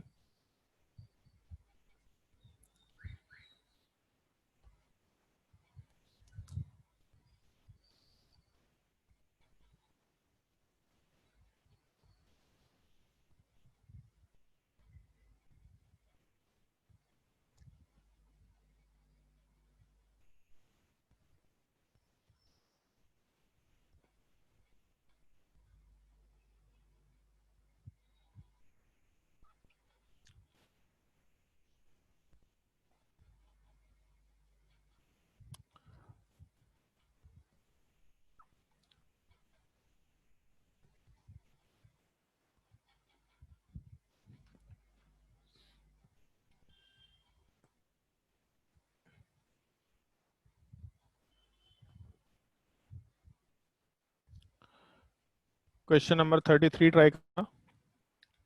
नहीं, 33 रहने दे रहे हैं, इसको हम वर्ड को मेंशन करेंगे, उसके बाद हम लोग स्टीरियो स्पेसिफिक का मतलब ऐसे बता दे रहे हैं, ट्राई कर लेना, ज़्यादा बेटर होगा।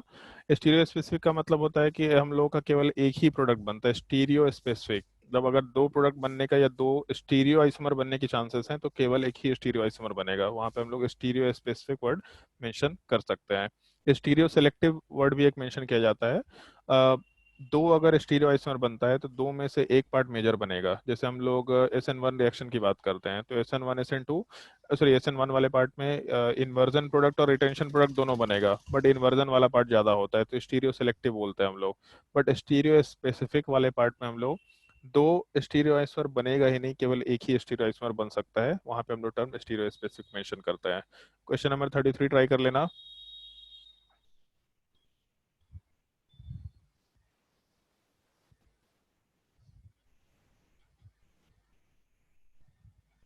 फिर उसके बाद मोर देन वन करेक्ट में क्वेश्चन नंबर 11, दिमाग लगा के देखना अब।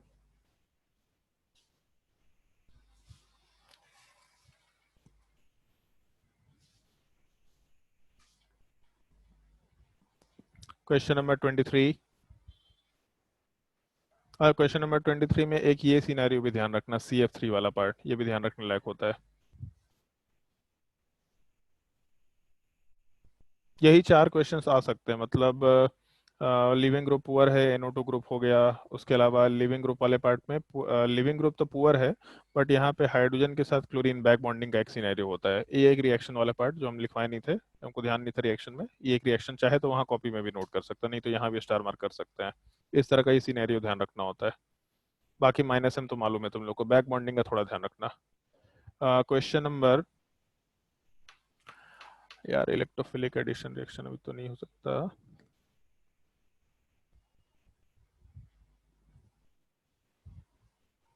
क्वेश्चन नंबर 27 अभी नहीं बना सकते। क्वेश्चन नंबर 28,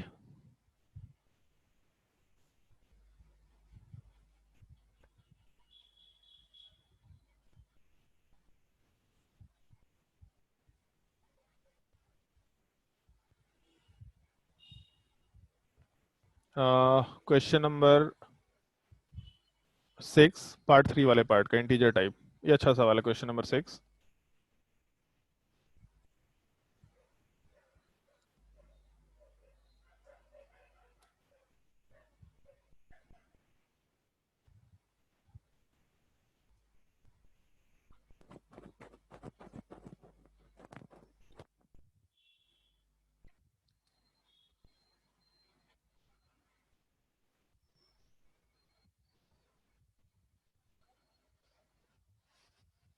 कॉम्प्रिहेंशन टाइप तो शायद होमवर्क दे ही दिए थे तुम लोग, इसमें कुछ बचा नहीं होगा।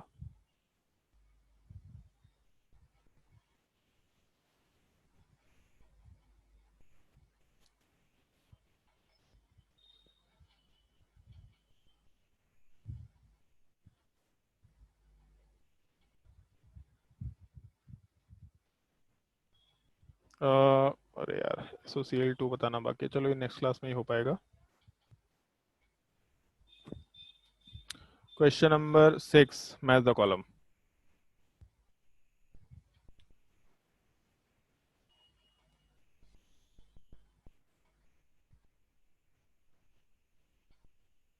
ठीक है, ये क्वेश्चन तो तुमको बुकलेट में ट्राई करना है, और इसके अलावा फिर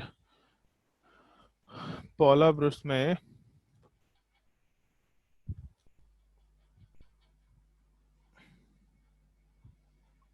एलिमिनेशन वाले पार्ट में क्वेश्चन नंबर 7, 8, 9 तक तो होमवर्क दे चुके थे। क्वेश्चन नंबर 9 के बाद क्वेश्चन नंबर 10 ट्राई कर लेना। क्वेश्चन नंबर 10 पेज नंबर 416 में, मतलब चैप्टर नंबर 11 में क्वेश्चन नंबर 10 वाले पार्ट में तो दोनों ही पार्ट ट्राई करना है। खैर क्वेश्चन नंबर 10 स्टीरियो केमिस्ट्री हम लोग डिस्कस कर चुके हैं, तो क्वेश्चन नंबर 11 आराम से ट्राई करना, सॉल्व एग्जाम्पल है, आराम से देख सकते हैं। Question number 11 elimination from cyclic compound भी हम लोग कंसिडर कर चुके हैं, दिमाग लगाया जा सकता है। 12, 13, उसके बाद क्वेश्चन नंबर 14। ये सब सवाल सॉल्व करने से तुम्हारा बेसिक्स क्लियर होगा, बेसिक्स बहुत अच्छे तरीके से क्लियर होता चला जाएगा। क्वेश्चन नंबर 15, फिर उसके बाद क्वेश्चन नंबर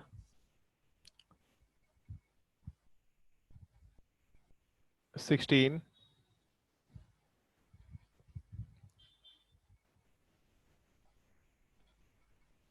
17, 18 पहले भी होमवर्क दे चुके हैं तुम लोगों को। 17, 18, 19, 20, 21, 22, 23, 24 भी होमवर्क हो चुका है। इंट्रामॉलिक्यूलर हम लोग नेक्स्ट क्लास में नेक्स्ट नहीं उसके आगे भी डिस्कस करने वाले हैं, तो इसको भी छोड़ सकते हैं। ठीक है, इतने क्वेश्चंस ट्राई करना, फिर बाकी हम लोग नेक्स्ट क्लास में अल्कोहल वाला पार्ट शुरू करेंगे, नेक्स्ट क्लास में कंटिन्यू करते हैं। आज के लिए इतना ही। कोई डाउट है किसी को तो पूछ सकता है।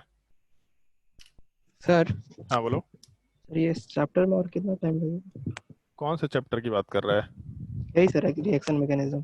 रिएक्शन मैकेनिज्म कोई चैप्टर नहीं है। ऑर्गेनिक केमिस्ट्री में 2.5 महीने का टाइम लगता है कम से कम, या 3 महीने का टाइम। तो अभी कितना महीना हो गया ऑर्गेनिक केमिस्ट्री शुरू किए हुए रिएक्शन मैकेनिज्म का? बताओ। 1.5। 1.5 महीना हो गया कि 1 ही महीना हुआ है अभी?